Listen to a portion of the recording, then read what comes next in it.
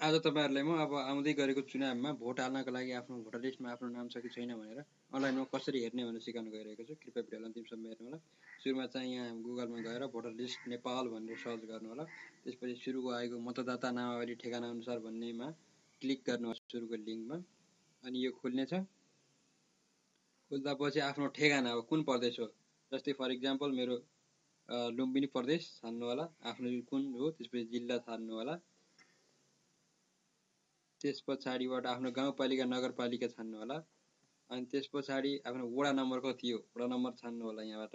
अनि मतदान केन्द्र चाहिँ दुईटा तीनटा मात्रै हुन्छ। त्यहाँबाट आफूले नजिकको चाहिँ प्राय स्कुलमा चाहिँ मतदान केन्द्र हुन्छ, त्यो नजिकको स्कुलमा चाहिँ सिलेक्ट गर्नु होला जस्तै। अनि यहाँ चाहिँ के गर्नु होला, सबमिट गर्नु होला। सबमिट गरिसकेपछि अब यहाँ चाहिँ आउँछ हेर्नुस्, जस्तै अब अनिल कुमार राणा आयो, अप्सरा घरती मगर आयो। अब आफ्नो नाम केबाट आउँछ त्यो सर्च गर्नु होला। अब जस्तै फर इक्जाम्पल मैले चाहिँ मेरो नाम चाहिँ अनिल कुमार राणा भने यसरी मतदाता विवरण यहाँ हुन्छ। तपाईको छैन भने चाहिँ हुँदैन। त्यसको लागि चाहिँ तपाईले बनाउनु पर्ने हुन्छ।